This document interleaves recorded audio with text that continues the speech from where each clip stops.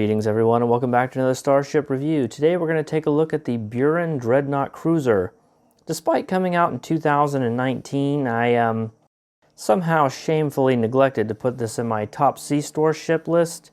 Combine that with all the great C-Store ships we got in 2021 and we're way overdue for a new list, which is a story and a video for another day, but suffice it to say the Buran is a real banger. If the Appalachia is a ready-made torpedo package, then the Buran is a ready-made tanking package. Seriously, the ship itself, console, trait, and even the pets are all useful for tanking. And did I mention it's in the C-Store? If you have any interest in tanking, this has to be one of your first purchases. We're getting ahead of ourselves though. Let's take a step back and look at the ship, since it does have a fleet version that needs to be considered independently of the accessory package. It's not perfect.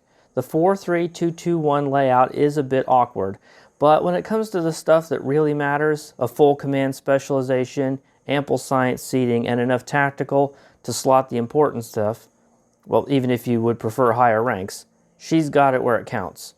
The Legendary Odyssey has slightly better seating, but worse shield and hull stats, and you have to buy a big bundle to get that.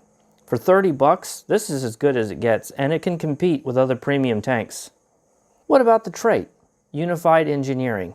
When you activate aux to Civ or command powers, it gives you and teammates hull capacity, cooldown reduction, hull regeneration, and some maneuverability buffs.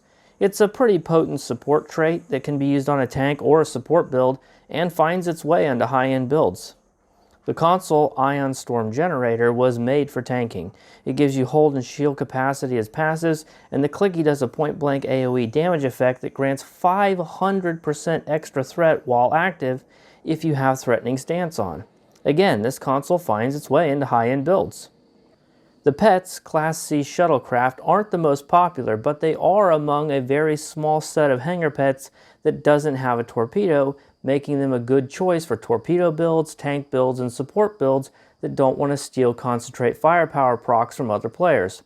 On top of that, the elite versions have Aceton Beam Rank 3, which is a commander level power on a shuttle that drastically reduces outgoing enemy damage for a short time, allowing them to help you keep your team alive.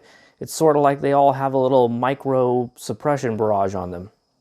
I wasn't kidding when I said it was a ready-made tanking kit. Literally every single thing that comes with this ship, including the ship itself, is either used on high-end tanking and support builds, or it's good enough to be used on them as a substitute. As far as I'm concerned, the Buran is the tanking ship in the C-Store, which makes it all the more regretful that I didn't put it on my C-Store list.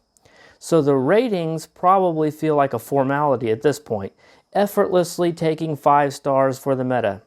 Full command ships are the preferred tanks these days due to Suppression Barrage 3, and it can run gravity well to boot. In terms of the ship score, it's a bit tricky. Although this is a canon ship, as in, part of the Star Trek canon, not canons, because it appears on screen in Star Trek Discovery.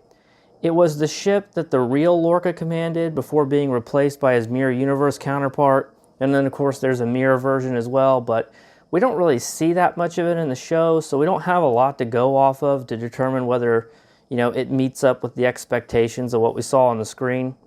But what we do know is that it has a very firmly established tanking theme, and it knocks that out of the park. So I'm going to go ahead and give it 5 stars again. That only leaves the accessory score for a clean sweep. 5 more stars. A perfect score. 5 stars in every category. Now, not obviously everyone is going to care about tanking, so my glowing review may not convince you to buy it, but if you do care about tanking or think you may want to at some point in the future, I really highly recommend picking this ship up, and I regret not picking it up for a long time or reviewing it. But now I can say I finally fixed that problem. Thank you very much for watching. I hope you enjoyed the video, and if you did, please like and subscribe so you can see more of my content in the future. As always, take care of yourselves, and I'll see you in the next one. Bye for now.